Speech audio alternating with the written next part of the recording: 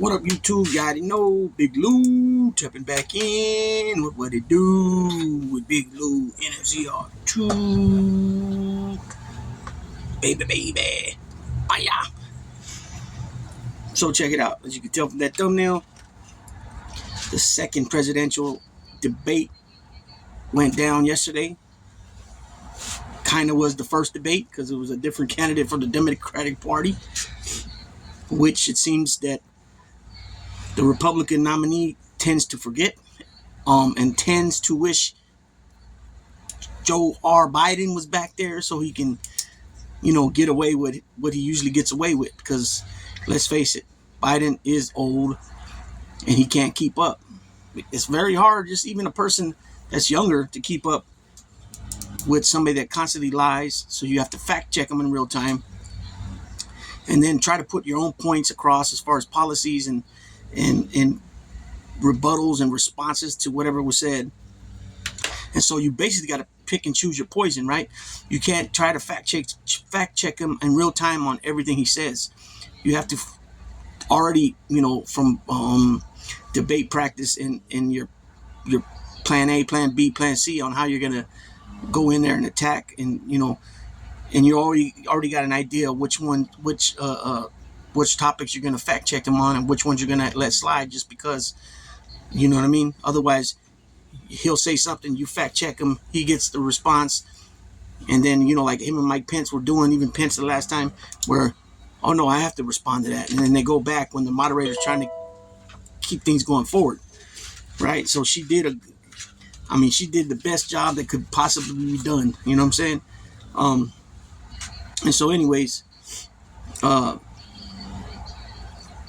it started out with, they both came out. I can't remember if David Muir and Lindsey Davis, if they announced them and then they came out. I didn't catch that part, but when they came out, she kind of hesitated in the middle, thinking that he was going to come to the middle and shake hands like they do out of, and whatever, I guess, goodwill, sportsmanship, whatever it's called. And he didn't. And I don't know if it was because he took a little bit longer to come out, or he was just, half stepping to come out. And so she said, F it. And she went all the way to his podium, his lectern, and said, Kamala Harris, you know what I'm saying? Let's do this. You know what I'm saying? So she forced, when, like I said, he didn't want to make his way there, like I said, right? And so she halfway, so she literally had to walk over to his area, absolutely forcing the handshake. And she introduced herself, which, that was to him, because if you guys don't know, and we've heard some people like Corey Lewandowski, which is now Trump's, I'm not sure what his position is in the campaign, but he was in his 2016 campaign. He had some issues, and I think at some point they booted him out. He had said on some shows, I think it was Piers Morgan, some other shows, ain't that funny how they never met? And Piers Morgan's like, what? They never met? Well, come on. But shortly after that, shout out to Tim Miller from the Bulwark, which is a good show. Go check out the Bulwark. I'll put their link in the comment section along with many other channels that I watch. But he was also Piers Morgan that same day after Corey Lewandowski was off, and he was, quite frankly, he was pissed because all this shit was got to do with Trump, especially when it's Piers Morgan. He can't help himself. He's so far on the right when it comes to things. I mean, even today, the title of his show was 3 Against 1, or the moderators were against Trump or something. What the fuck are you talking about? Man, just straight whiny shit, man. Just whiny shit. It's crazy, right? So the dude is totally on the right. He says, "Oh, I've criticized Trump," and so what? At the end of the day, you criticize him, but just like Fox News and other people, they grade him on the curve. Everything he's graded on the curve, and other people are not. So anyways, Tim Miller says, you know why they haven't met, Pierce? They haven't met because old Donald Trump, after he was fired and voted out in 2020 for 2021 January, he threw a fit and a tantrum and didn't participate in the peaceful transfer of power. Not only that day on January 20th, 2021, when the most presidents going out and their vice president attend the inauguration, as well as all the living presidents and their wives. Not only did he not attend their inaugurations, the President Joe Biden, um, the 46th president, and Kamala Harris, which is, I believe she's I think she's the 48th or 49th vice president. I could be wrong, but it's one of those numbers. He didn't attend their inauguration, right? Meanwhile, him and his gold digging wife were hitting the back door of the White House to jump into a copter to go to Mar-a-Lago, right? Mar a Largo, right? Mar-a-Lago, which you guys don't know means ocean. Mar-a-Lago means basically ocean and like lagoon, basically, like, or something like that. It's like a marsh, kind of, basically.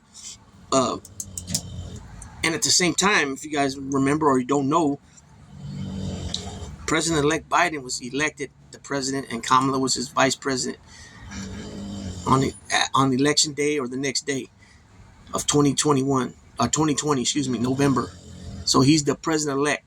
Trump and some of Trump's team decided to not share information and things of that nature to the incoming administration and in their team, and held them out from knowing anything, getting any of the money that they were supposed to get to start doing, starting up their work, all the way until he finally got in. You know what I'm saying? So that's over 2 months. That's over almost two. Yeah, that's two. But yeah, no, that's more than 2 months. It's about 2.5 months almost of not being involved with stuff they should have been involved with, which every other administration coming in was shared with by the administration that was going out, which is still considered the peaceful transfer of power. They got none of it. So just imagine if they would have had that 2.5 months, how much work they could have got on top of and been doing, and all that. You don't think none of that had anything to do with maybe the Afghanistan exit? You know what I'm saying? Things ain't keeping real, because that was all Donald Trump and his administration is doing with his Secretary of State. You know what I mean? Pushing out the Afghanistan government and dealing strictly with the Taliban, and then releasing 5,000 Taliban fighters and terrorist fighters. And then on top of that, talking about bringing them to Camp David on our U.S. soil. It's crazy, right? It's insane in the membrane. So it was a trip, right? So this thing, so basically, Vice President Harris basically opened up. I'm pretty sure, if I remember correctly, she either opened it up or it was her second time speaking, but she opened up by saying this guy, speaking of Trump, is going to constantly lie tonight because he's with the same old, right, tired ass playbook. She also made it clear that even when other questions and different issues are brought up by the moderators, David Muir and Lindsay Davis of ABC, that he'll always bring up he'll bring up immigration, which he did, right? And then he's asked about when he brought up that, oh, now she's black, you know what I mean, like the dumbass he is. He now said he doesn't care what she is, how she turned black, how now she turned black, like he said at the NABJ, National Association of Black Journalism, last month in Chicago. He said, but it's no big deal. But then Dave Muir says, but Trump, former President Trump, those were your own words. He then said, I don't know, just like a spoiled brat that got, didn't get his way. That's what he reminds me of when he speaks, like just like a brat. He's just that same old brat kid that Fred Trump, allowed him to be. You know what I'm saying? What was funny though, when he said that the Biden-Harris administration is a fraud. That he said something about the 800,000 plus manufacturing jobs that they brought back to the U.S. Um, was a fraud, right? Um, and then it was funny how she turned around and hit him with, he's talking about fraud. With him being found, him being found liable and guilty of fraudulent, fraud in the state of New York. Um, with his economic charges, his secret documents charges, federal charges, and his election interference charges. I'm going to talk about fraud, not to mention being found guilty, 34 counts, falsifying documents, business records. That's fraud, right? Falsifying means fake, fraud, fake, and it being found liable by a jury of his peers for being liable for sexual assault. He really didn't like any of that. There was a few things that were kind of weird. She brought up that she's met with many world leaders over these last 3+ years since she's been the vice president. I'm not sure how many she met with, because she didn't distinguish if it was only while she was vice president or did she meet some of these world leaders when she was a senator as well. But she did. Nonetheless, she still made it clear that these world leaders said that Trump's a disgrace. He always wants to talk about this person's disgrace, that person's disgrace, what this person did was a disgrace, what that person did was a disgrace. They should be ashamed of themselves. Like, who is this dude to even be talking about anybody? This is the most filthiest human being on the earth.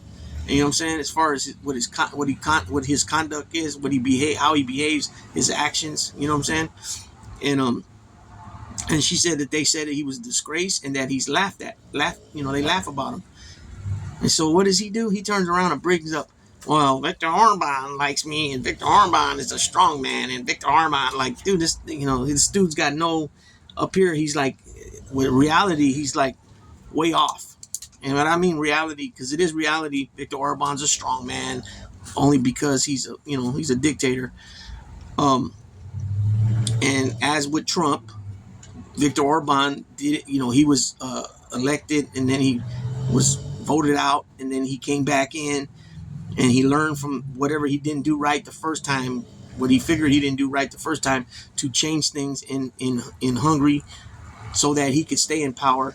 Same thing with Hugo Chavez. What did he do? He was in prison for a while.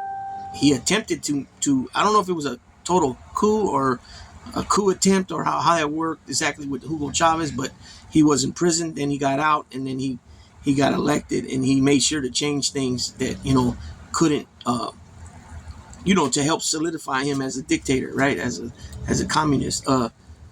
Same thing with Fidel Castro. He was in prison for a while. Cubans, Batista and them chased him out, and at some point he was in Mexico in prison, I believe, and where he met Che Guevara. And then he got into power.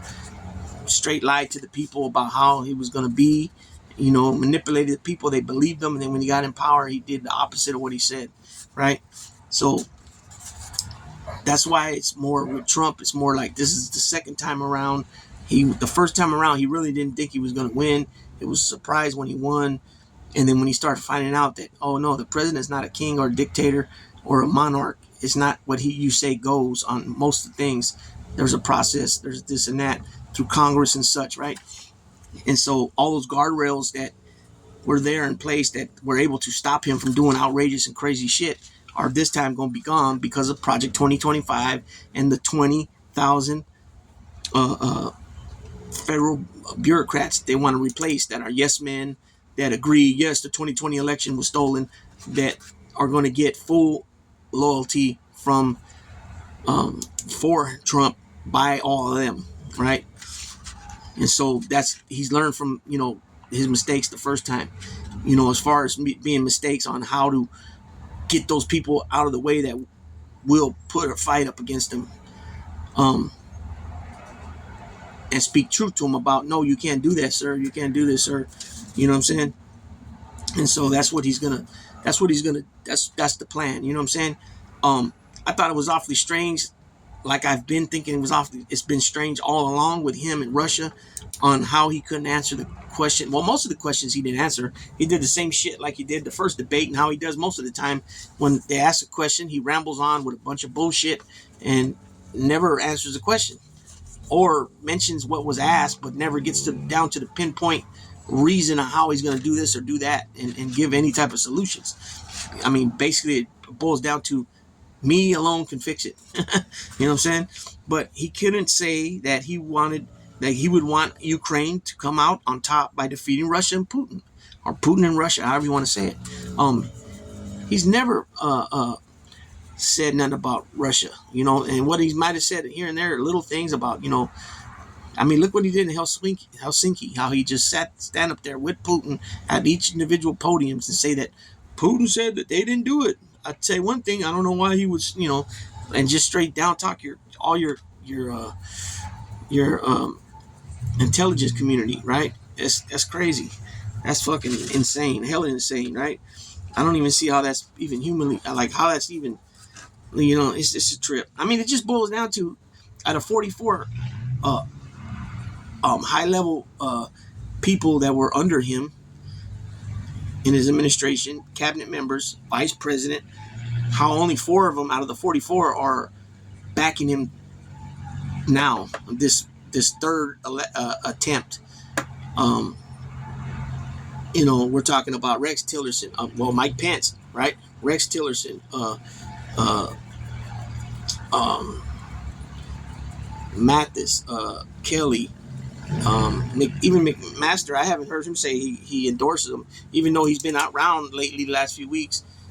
He still says he digs some of what Trump was doing, or you know what I'm saying. He just wishes that he don't get so manipulated so easy just by somebody saying, oh, because he loves to be praised, right? Oh, Trump, you're the best, you're the perfect, you're this, we love you, and he loves all that. And so it's abundantly clear, made by H.R. McMaster, who was there in the room as his national security advisor, that this dude breaks it down like a 12-gauge shotgun when anybody praises him. And it's just a form of manipulation, telling him something he wants to hear to soften him up, to play him like a fiddle. You know what I'm saying? It's that simple. So Mike Pence, Mike Pompeo, Rex Tillerson, General Mathis, General Kelly, John Bolton, acting defense secretary Mark Esper. You know what I'm saying? All these people, and it goes on and on and on. The only ones I could think that are for him right now from his old cabinet is Bill Barr, who's a freaking total idiot, and he saved Trump I don't know how many times by getting involved with investigations and stopping investigations. Bill Barr, and I don't know who the other 3 are, to be honest. I don't know who they are. I don't know if they're considering that dude. Damn, I can't think of his name now. He's the guy that those British reporters did that undercover video where they said they were family members of a donor or something like that, and they sat down in a hotel somewhere,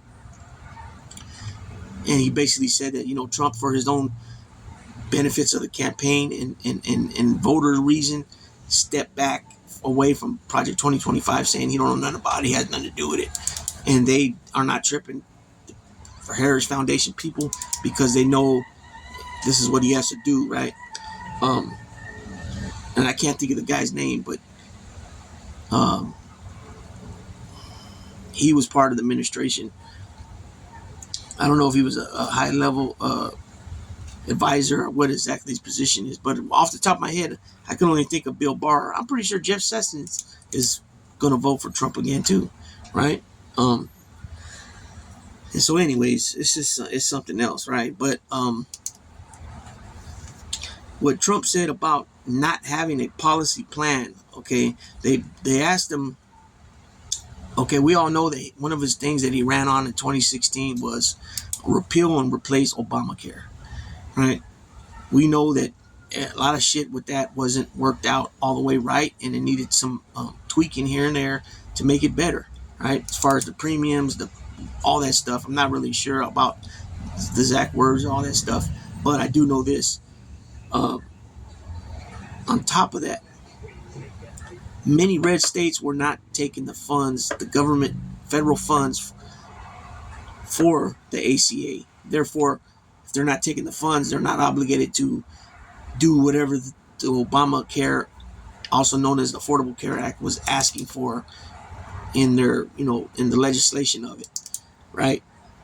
Because you heard a lot of people in red states, such as, I'm not sure exactly what states they were back then, but the Alabama, Mississippi, Tennessee, those type of states, red states like that in the South, where people had to go like hundreds of miles to get to a hospital. You know what I mean? And so those governors from those states were saying, "Nah, we're not going to take it," and that made it harder on their peoples. And I'm going to say this, even though it don't have nothing to do with this video, but you know how people keep saying that, oh, Latinos ain't a monolith, blacks are not a monolith. The Democrats don't do nothing for blacks, and yet they want our votes, and da-da-da, and that, I mean, yeah, that could be true with certain administrations. But this administration right now, Biden-Harris administration, and the reason I'm going to say this is because Trump always brags about how he's done the most for blacks and this and that. And then when you hear, and then some blacks talk, and they're with Trump, you ask them, well, how's that? And they'll bring up, well, he looked out for black historic colleges big time. And that's not true, because his original budget had $0 for historic black colleges. And the congresswoman from North Carolina or South Carolina, I can't think of her name right now, she pushed Trump to put something in the budget for historic black colleges. Okay, so there's always this number, $250 million that he gave to them. That's bogus. It was a total of $250 million for schools and colleges and institutions, but not all towards black historic colleges. A certain amount went towards Latino, Hispanic deals, and I think Asian Americans and Native Americans got some of the money. So from my understanding, from what I've read many different times and found out, is that out of the 250 million, 91 million of it went towards historic black colleges. Now, if you look at Biden and Harris, what they've done thus far, it's in the billions of what they have. What's the word I'm looking at? When Congress designates money per I can't think of this. I can't pronounce the word right. Whatever they, where they designate, okay, the 100 million is going here, 300 million is going there, 200 million is going here, 88 million is going there, 14 billion is going here. I can't think of the word. Anyways, maybe somebody can help me in the comment section, or I'll find it out after I'm done with this. And this dude wanted to take that credit, and then the other thing they associate with doing so much for black folks is that the Second Chance Act, when it's not all black folks coming out on that thing. There's a lot of people, different nationalities, you know what I'm saying? But it's weird how that's what you associate black people with, is prison and jail. I mean, that's what he does do, because we know, his mugshot, blacks this, and then it's just weird shit, right? Anyways, when he was asked by David Muir, or the lady asked him, Lindsay Davis asked him, I think, about his plan for healthcare, he said, first he goes on this long bullshit ass thing about, I could have, terminated, I could have let it rot, and, I could have just let it rot, and, I did the right thing, and kept it, and like, he's lying. They tried to, that was one of his campaign promises, appeal and replace Obamacare. He tried to, in those 4 years he was in office, numerous times, a few dozen times, they tried to wipe it out, and it never would pass. Everybody remembers that day when McCain, I'm not sure if he was on treatment for the brain cancer, or he had some type of procedure done, and he came out there, and everybody remembers that thumb down, but he could only raise his arm halfway, remember, and he put that thumb down. He said, nope, I'm not voting on that. And there was a reason why. Because Dodo Bird over there, Donald Dump, he wants to replace and repeal, but he has nothing to replace it with. So basically, let's just terminate this, even though I'm running that I'm going to repeal and replace it. I got nothing to replace it with, but we'll go ahead and repeal it and terminate it first. And we'll think about that later. Then every time he was asked, oh, in 2 weeks, in 2 weeks. And then one sit down, one of the ladies from his administration. I'm trying to remember who it was. I don't remember if it was Kellyanne Conway. I don't think it was her, or if it was Kayleigh McEnany, or if it was somebody else. But they had a binder. They had a binder like this, but it was fat, right? It had papers probably up to here, and they just showed it. And they go, in 2 weeks we're gonna bring this out, and of course they never brought out nothing because there was nothing in there. It's probably all blank pages, and they just said, here, take this out and put it up, so to make it look good. They had nothing. So he was a president. He ran for president for what, 6 months, 8 months, a year, something like that. I don't know. He was president for 4 years. He ran for re-election, didn't get it.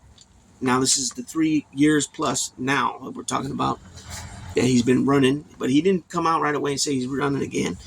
He came out after, he knew that some charges on him were coming out. All that time, you don't have no. Okay, let me finish what I'm saying. So after he goes on and on about, should I do the right thing, or should I, just get rid of it, scrap it, or let it rot, or what? But I did the right thing. No, you did the right thing because it got voted down in the Senate. And a Republican was the breaking tie, or whatever. His vote mattered, right? And so after he rumbles for about an hour, about a minute and a half, because I think they gave him 2 minutes on each question, he rambled for about a minute and a half, maybe a whole 2 minutes. I'm not really sure, or if he just stopped on his own or they stopped him. But after he stopped, the lady says, but that's not, you didn't answer the question. And so she asks him, do you have a plan for health care? Right? And this motherfucker says, I have concepts of a plan. The fuck does that mean? I just said, you're president for 4 years. You ran for a good 6 to 8 months before the election of 2016. You were president for 4 years, and now you've been out of office for 4 years, and you've been running again for president for another year. You don't have nothing put together at all, nothing. I mean, that's crazy. It's hella insane. Hella insane. Incoherent as heck, right? I mean, like I said earlier, he's judged on the curb all along, and Biden, they were like, oh man, It's like, now the tables are turned. Biden's out. His vice president steps in. What, 22 years younger than Biden? What, 18 years younger than Trump? Now who's the old man, and who looks feeble, old, tired, burnt out, up there at the podium? Like I said, incoherent as heck, just rambled, mostly all just nonsense, and repeating constantly, like she said from the beginning, that, and like we've been seeing him do, anytime a question is put towards him, he ends up mentioning the migrants. And if you ever notice the way he talks when he says numbers, it's always, he's went from 8 to 10 to 12, 14, 16, 18, 20 million people came in, and he says, I even believe it's more than that. Anytime he talks about money, as in the sense of us getting the United States receiving money from different countries because of tariffs and bullshit like that, it's always hundreds of millions and billions of dollars. I mean, anybody can spew that shit out. Hundreds of millions and billions of dollars. And then sometimes we'll say hundreds, billions and hundreds of billions and trillions of dollars. I mean, anybody that can know basic math, if a country, say China, is being hit by tariffs, but yet they still have trades with United States on items and stuff like that that's being imported, they're not going to pay tariffs and and not put nothing extra on the product, right? That they're shipping here. I mean, come on, dude. Like, no wonder why all your businesses you touch went to shit. You know what I mean? It's fucking crazy. And then, like, most of the time when he's being asked stuff, um, I'd say a good 85, 90%, he's not even answering the questions. He's just rambling on. He's not answering the questions. You know what I'm saying? The one, I'll never forget the one not too long ago. It was about 3 weeks ago. I believe they were in Pennsylvania. I believe. I could be wrong. Could have been Wisconsin or Michigan. But it was a big field of people sitting in chairs. He wasn't even there. He was on like an intercom. I can't think of the black dude reporter from Fox, but he was out there with the mic.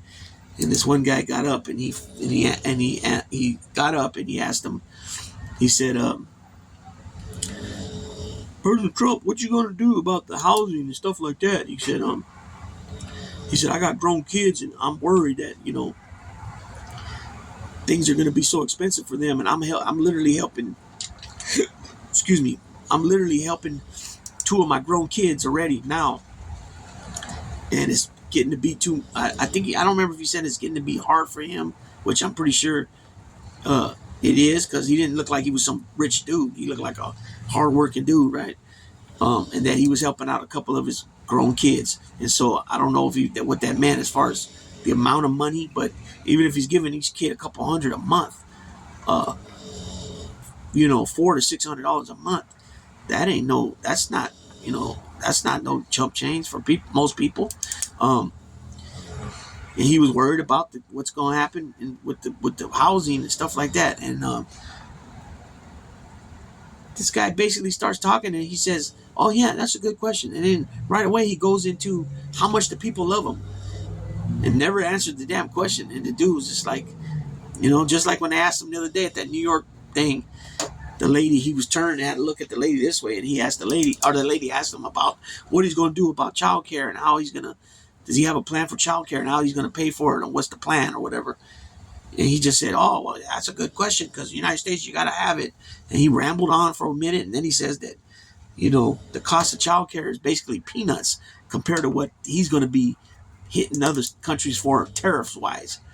So there's no even comparison, that we're going to get so much money, again, with the billions and hundreds of billions and trillions of dollars, or millions and millions and hundreds of millions and billions of dollars from other countries, because he's going to be hitting them on tariffs, that the United States is going to get so much money that child care costs throughout the nation ain't going to be nothing. That's your plan? I mean, it's ridiculous, right?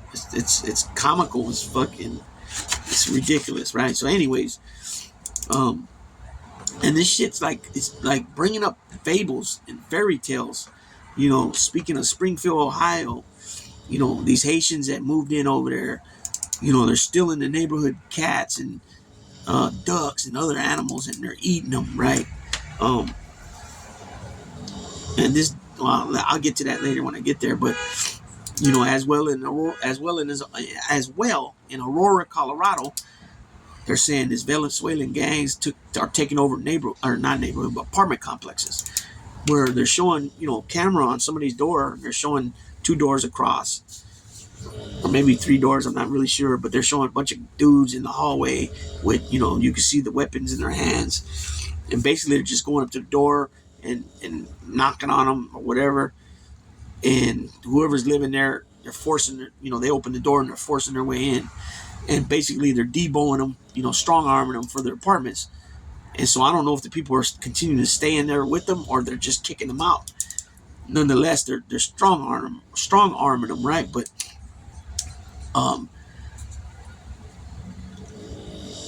it's like,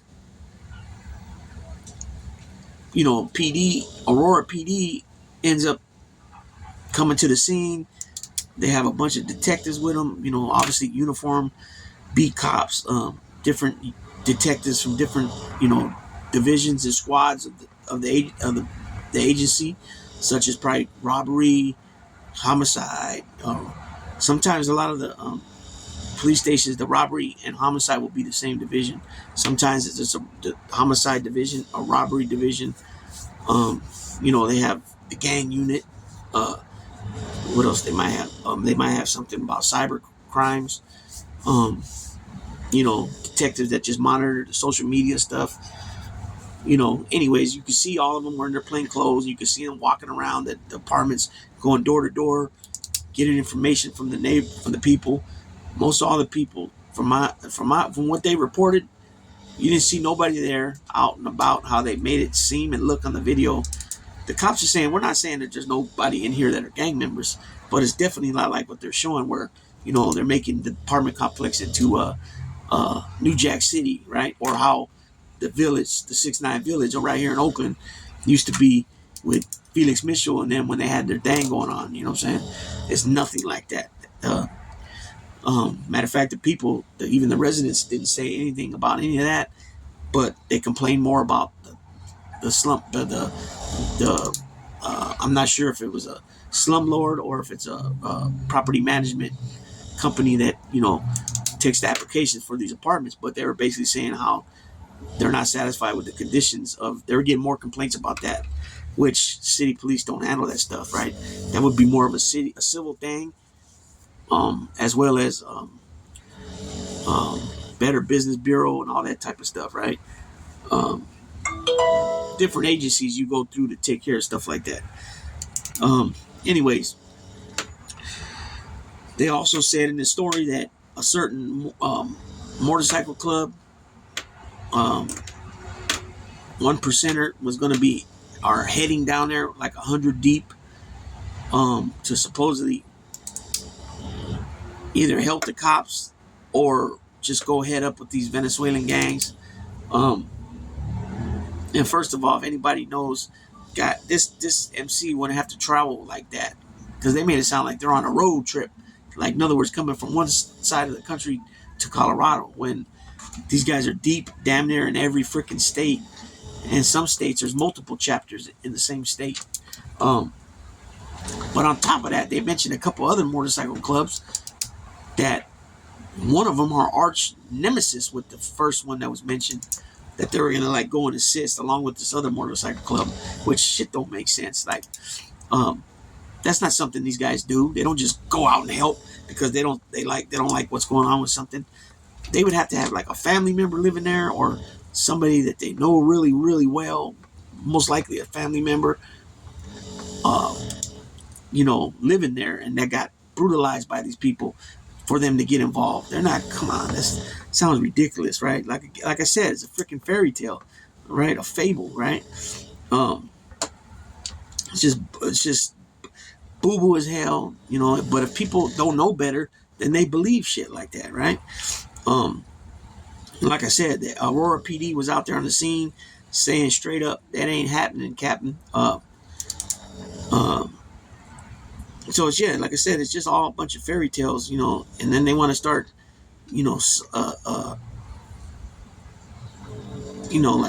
spicing it up, putting a 20 on a 2, you know what I'm saying?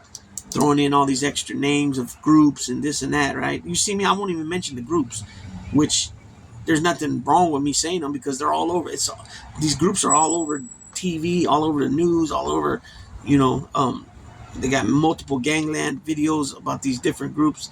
I just don't want to say their names. I just don't. That's not my thing, really, to do that. So one thing about this, it was so easy. How so easy it was for our VP, right, our Vice President Harris, to play Trump like a fiddle, right? Manipulate him and get under his skin. So if she can do it so easy, just think about it, people. If she can do that so easy by just bringing up, well, let me finish what I'm saying. If she can get at him and make him act and carry himself that way so easy, what does he really have? How does he really stand a chance with the Putin, with the Xi Jinping, with the freaking the other dude, the one he fell madly in love with? those guys, right? How does he stand a chance? Because they know that he loves to be told how good he is, how best he is, how perfect he is. You know, they know how much he loves to get his um his his loafers licked, right? And they'll do that. Why not? They're very smart dudes. They're not in the position they are because they're dumb. On the other hand, he's in the position he was in because he's dumb. You know what I'm saying?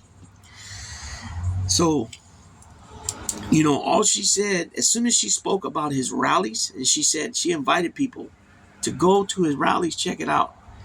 And I forgot, I don't know if she said it's amazing or it's something to see or something to watch. That's how she said it. And,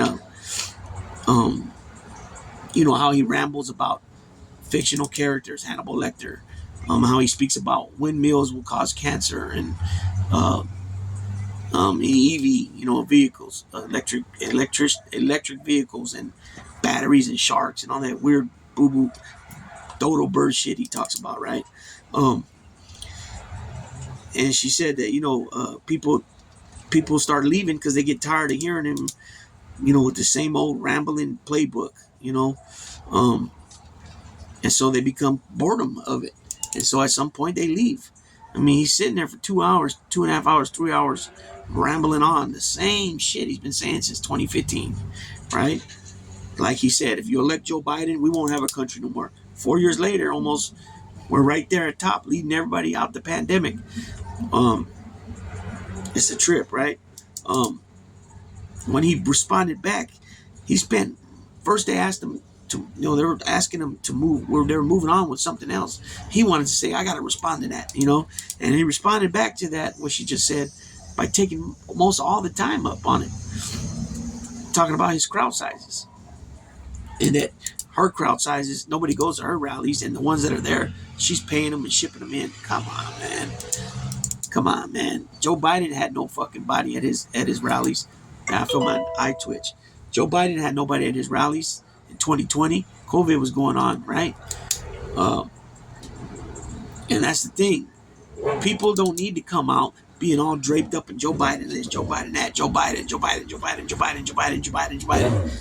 Because they're not part of a cult.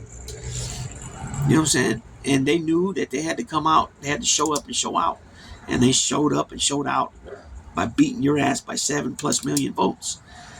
So yes, you did get the most votes for a sitting president. No doubt about it.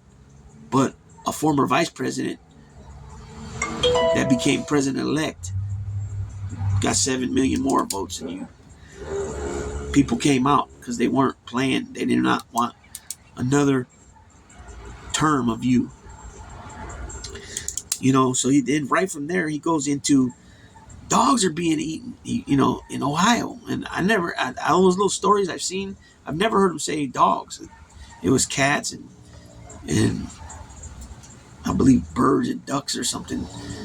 I never heard dogs, right? And then he gets mad because David Muir mentions that there was no truth to that in Ohio, pets being taken and eating, and that the one case that was brought up about an animal being skinned was like 100 miles away from Springfield, and dude wasn't an immigrant. He was just an American-born person, right? And Muir said that he reached out and spoke to somebody that from this. I'm trying to think the name of the guy, the county supervisor or city something for Springfield. He said there's none of that going on. And then Lindsay Davis also mentioned that in all 50 states, it's absolutely illegal in murder to kill a baby after the birth. There's no such thing of a baby being born and then being called an abortion and you kill it. There's no such thing as a mother having a baby and put the baby to the side while the doctor or nurse turns around and talk to the mom about what they're going to do with the baby. The only option is for her to raise the baby, give the baby to a family member, or put the baby up for adoption. I mean, this shit is crazy. I mean, and you hear people repeating this shit, that it's okay in the 8th month, 9th month, even after birth. Like, what are these people smoking, man? And so she reiterated that it's illegal in all 50 states and as well in territory, United States territory, Puerto Rico, Guam, Philippines, right? American Samoa, any of those places, it don't matter. It's, you know, which little island is a U.S. territory? Is it Virgin Island? The U.S. Virgin Island, I think. It's illegal in all those places. You know what I'm saying? And so he didn't like that. He didn't like either one of those. And then, of course, afterwards, the Republicans, Tim Scott, what's his name? Matt Gaetz, Marco Rubio, they're all whining, right? Whining that it was 3-on-1. Then Trump starts whining it's 3-on-1. Then you hear Sean Hannity say it was 3-on-1. And then in the morning, Trump's just complaining and complaining. Now he's saying that she had all the questions. So in other words, he's saying she did well. She had all the questions, so she knew it ahead of time. No, she didn't know all the questions ahead of time. She knew the topics, bro. Come on. It's not that fucking hard. Economy, immigration. Economy, immigration, the border. Those are pretty much the main two right there. Oh, economy, immigration, the border, security, abortion. You know what I'm saying? Those are the main ones, right? So she practiced. It's not her fault that you don't like to practice because you're so good. You're the best. You know better than everybody. You know what I'm saying? Another time I found out they asked him a question about does he have any regrets of January 6th? And right away he goes, "Oh, you forgot something." He said something along those lines. You forgot something. I said to go calmly and peacefully, right? But what's stupid is in the same freaking sentence or same statement you're saying, same paragraph. I don't know how you would say it. You're talking about, you know, you're talking about gotta fight. You gotta fight like hell, or you're not gonna have a country anymore, right? So what is that? What is that? What's that? That's you telling them, okay, get ready, calmly and peacefully. That means get ready. Let's go down there to the Capitol. I'm gonna be with you. Of course, you weren't, and we gotta fight like hell because he was trying to stop the certification. They had a big conspiracy plan for all that. They've already uncovered it with all the fake electors. Some of the dudes rolled already and told, you know, what the plan was. You know what I'm saying? But anyways, he catches himself. He kind of catches himself when he's asked that question by David Muir. And he says that, you know, like I already said about the calmly and peacefully, and you got to fight or you won't have a country anymore. But he says, we didn't kill nobody. They did. And then he kind of, you know, but not in those same words that he said. But it was clear, right? But he catches himself and he stops that going down that road, right? Before he made it crystal clear.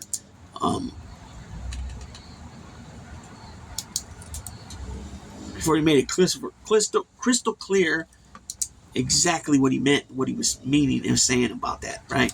But he caught himself, you know, this side against that side, you know, because it was evident, if you just listen to him, this side, that side, us, them, they, we, you know what I'm saying, that type of shit.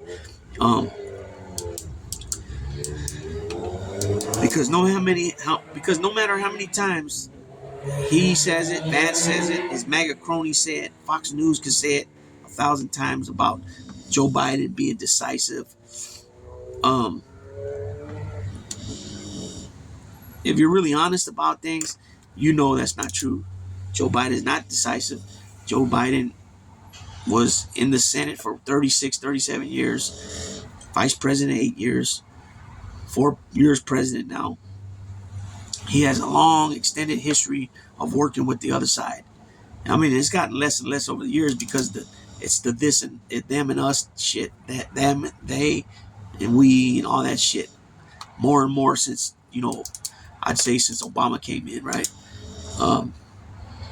Because they made it clear that night when Obama was voted in, Mitch McConnell said it right then and there. He said, we're going to do all in our power to make sure he's a one-term president. Well, that didn't work.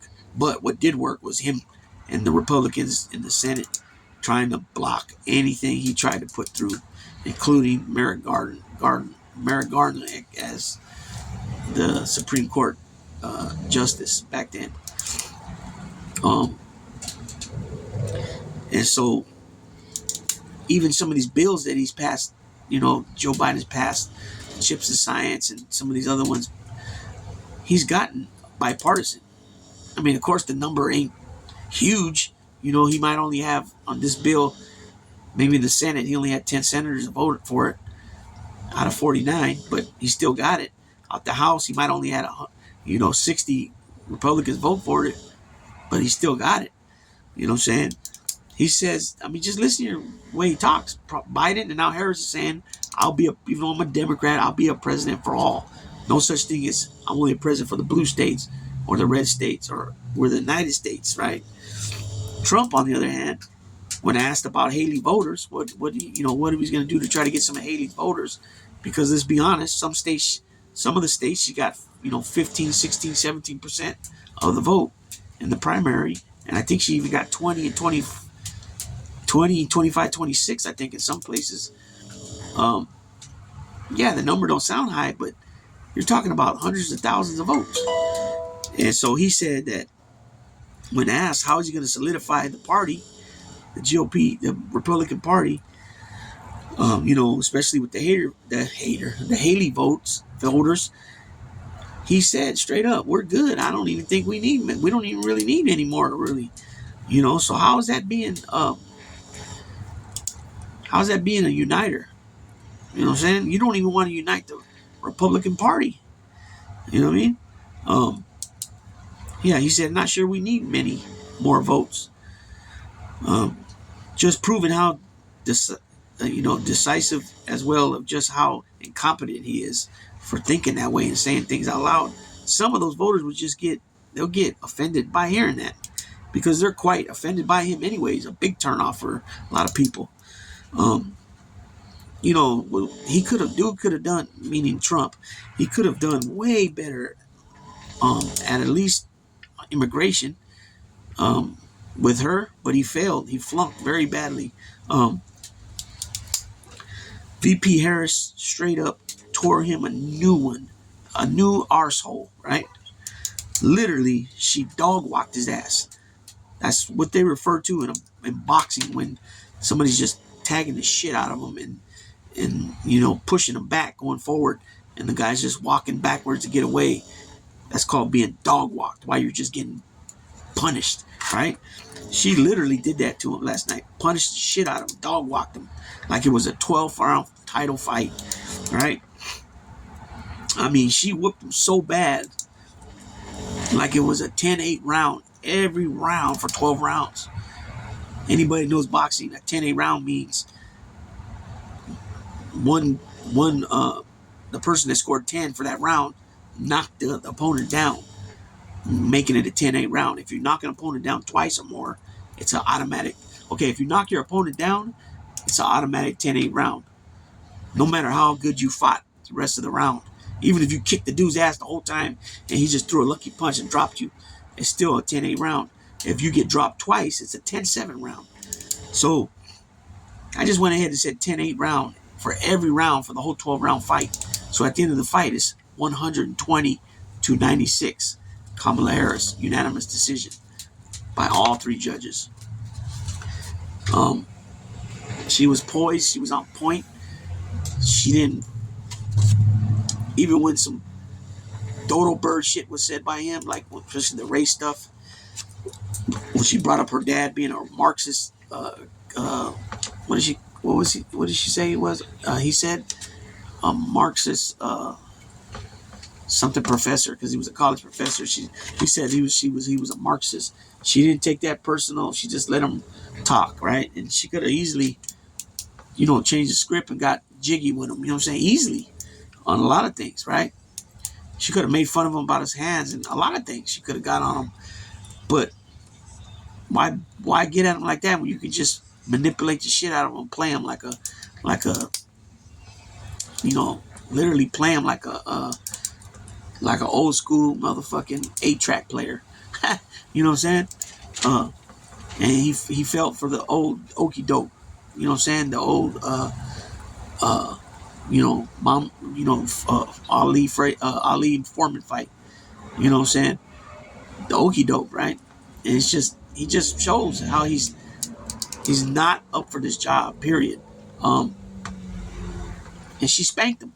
She spanked him like a 78-year-old baby, and now he's got his butt hurt, and he's like that kid that got mad because he got beat on the basketball court, the soccer field, the tetherball court, the kickball court, the handball court, the baseball diamond, football field, whatever. And he's the kid that brought the ball. But now he's mad, so he's going to go ahead and grab his ball, even though there's a two team full out there playing, and another team maybe waiting to play the winner. You know what I'm saying? But he's so mad, he's going to take his ball and say, F you guys. You guys got me mad. You know, and I always get my way. So fuck, F you guys. And he takes the ball and goes home. That's what that dude reminds me of, right? And I heard Joe Rogan say the other day, oh, Biden aged so much in these 4 years. Yeah, he did. Obama did. You know, he got a lot of gray hair. But he said Donald Trump's aged normally. I guess. But from 70 to 78 now, he don't even look like the same guy. Like, I don't even realize how much he's aged until I see the old pictures of 15 to 16. How his face was more fuller or chubbier. Now he's all wrinkled here, and he looks even more weird with the bronze shit all over him. And that was another thing when he said fraud, and then I heard another channel say something about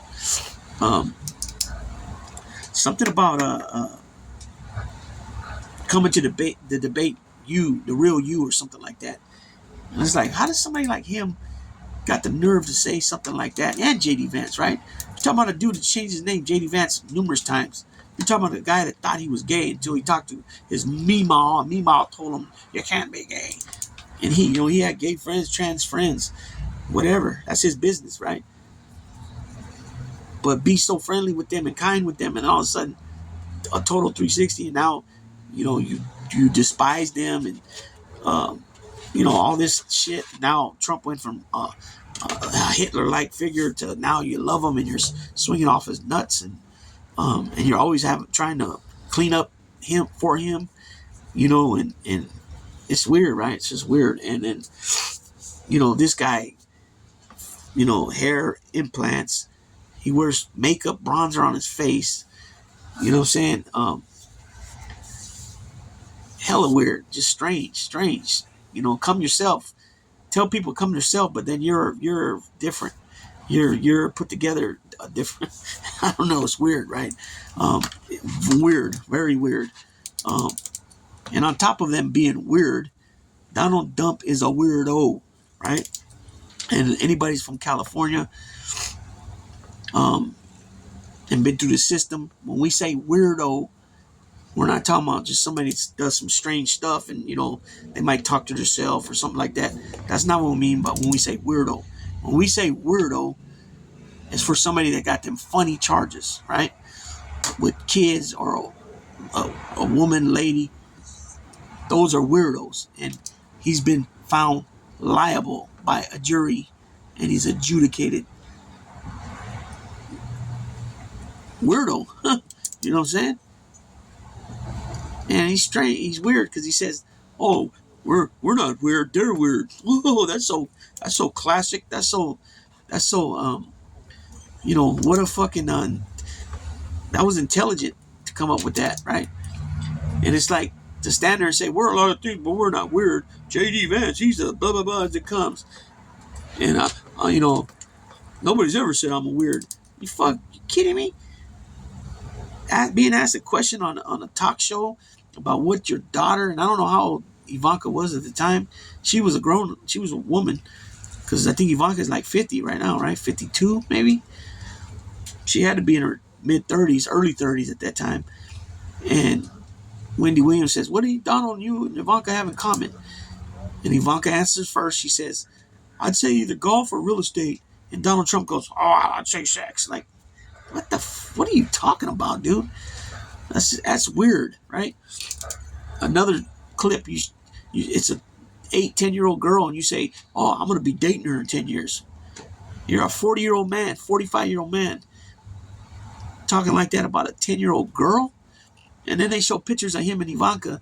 I've never seen that. Shit's weird. A man having his daughter on him like that, on his leg like that. And then look where he has his hand. It's like on her side, like more towards her hip. Like, who the fuck does that? Strange, man. Talking about how hot Paris Hilton was when she was 11, 12 years old. Talking about Lindsay Lohan at 17 to 18. Even if she was 18, don't matter. You're 50 years old.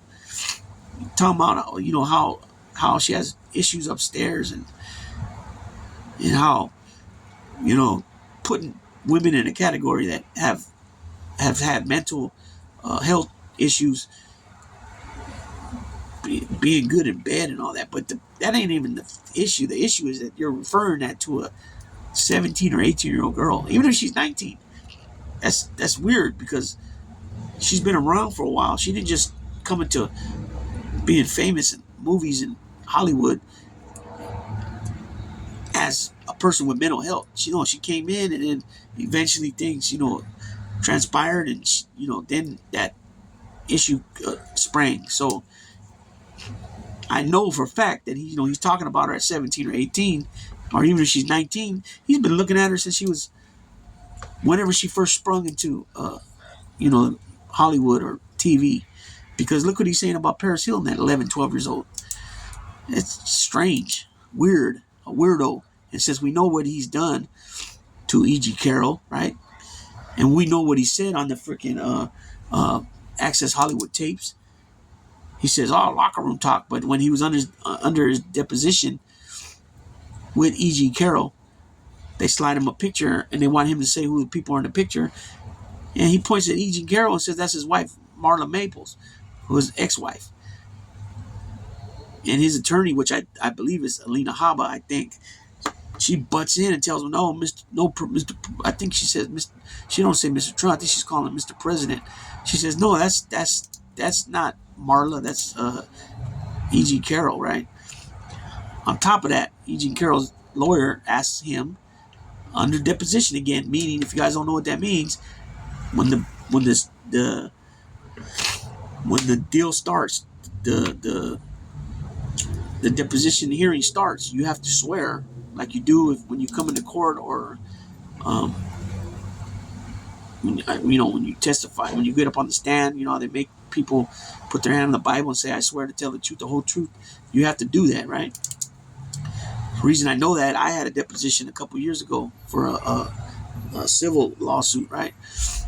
And you get up there and do that, and you tell lies, you're liable to be thrown in jail for contempt and not contempt. What do they call that? No, damn. Oh man, I can't think of the word right now.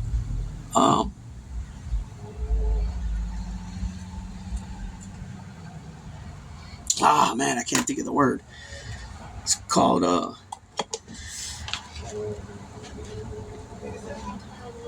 check right now. Let me see if I can find it. Hold on.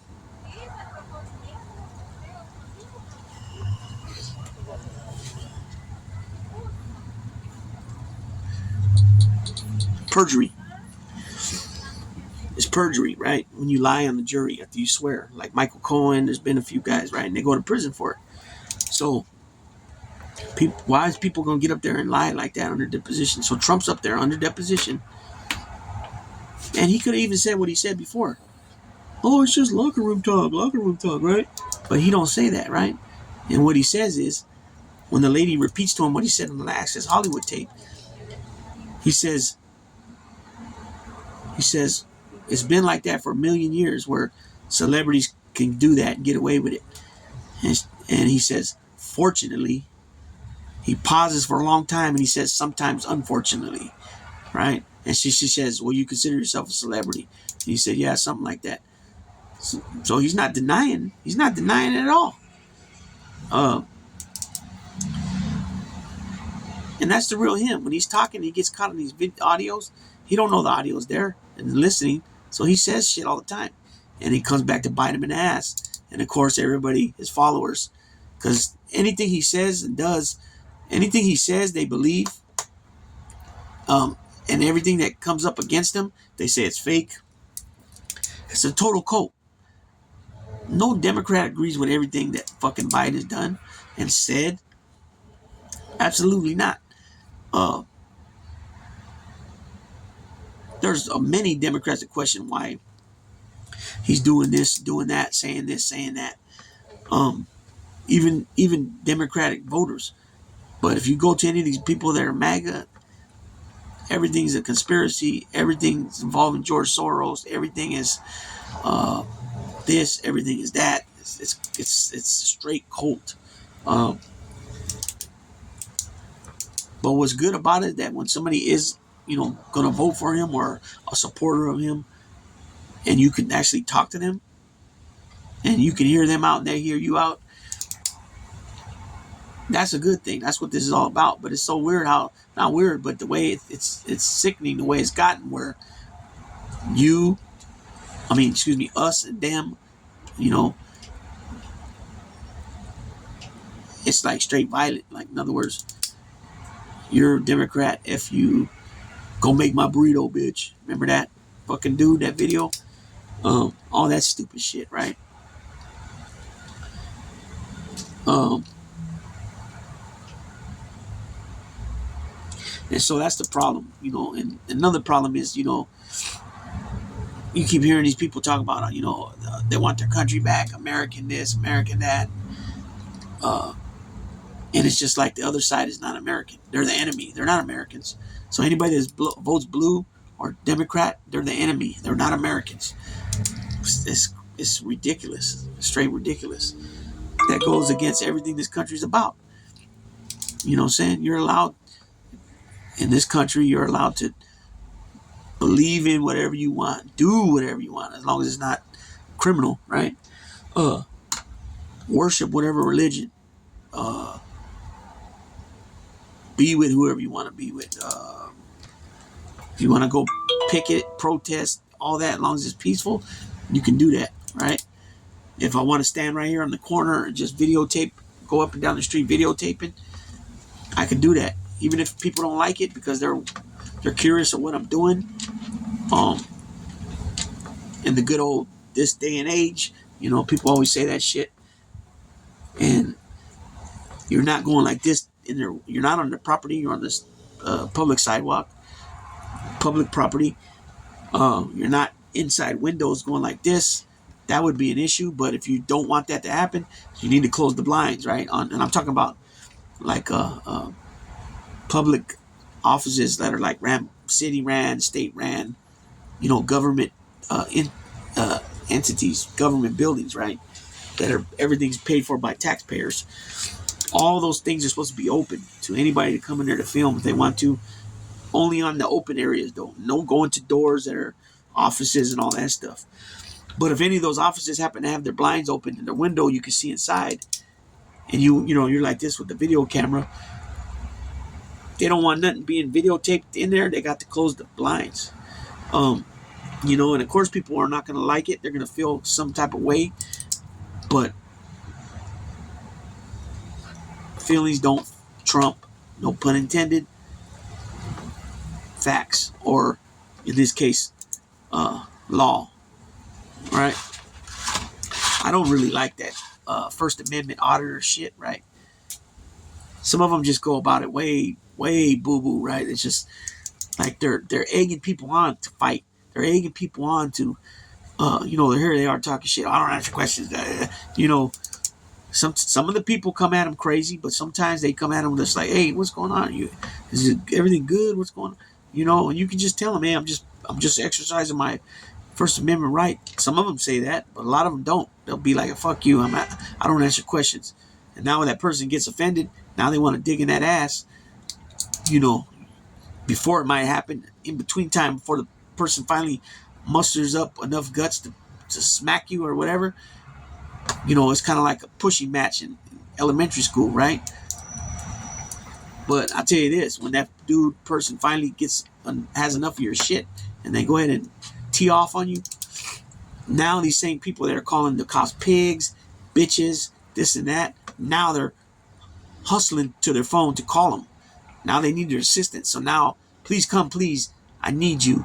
And now I'm willing to talk to you politely because I need you to take this guy's information and book him, dental. You know what I'm saying? It's crazy. You know, just to go to cops and start fucking with cops, talking shit to them.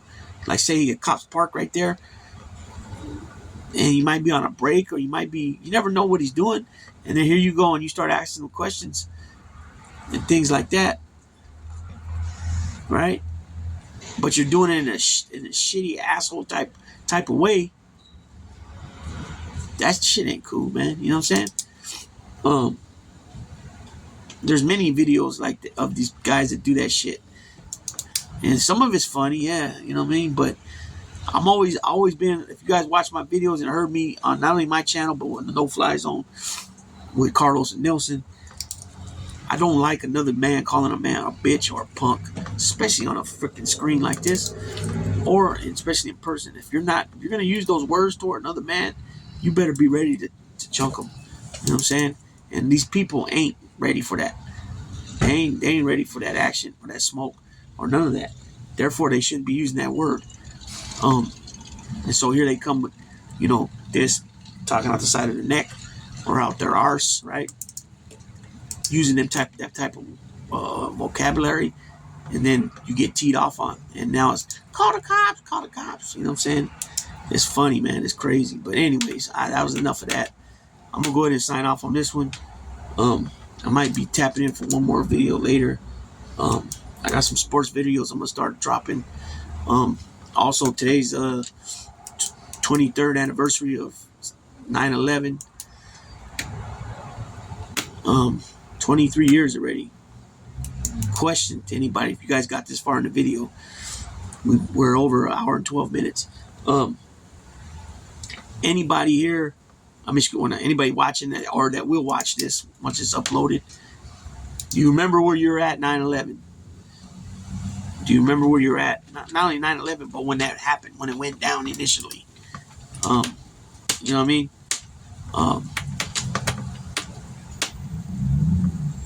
And let it be known in the comment section if you don't mind. With that being said, Big Lou, tapping out.